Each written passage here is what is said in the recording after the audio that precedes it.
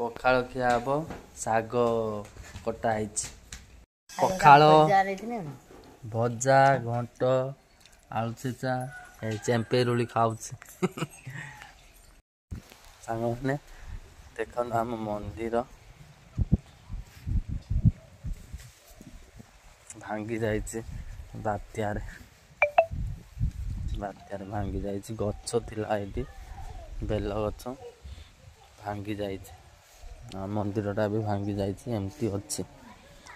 କରିବା ଆଉ ଟିକେ ପଇସା ପତ୍ର ପ୍ରୋବ୍ଲେମ୍ କରିବା ଏଇଟା ଆମ ପୁରୁଣା ଘର ଆଗରୁ ଏଇଠି ରହୁଥିଲେ ଏଇଟା ଗୁହାଳ ଘର ଆଉ ଦେଖିବା କେତେ ବଡ଼ ପୋଖରୀ ଗୋଟେ ଘର ସାମ୍ନାରେ ଦେଖନ୍ତୁ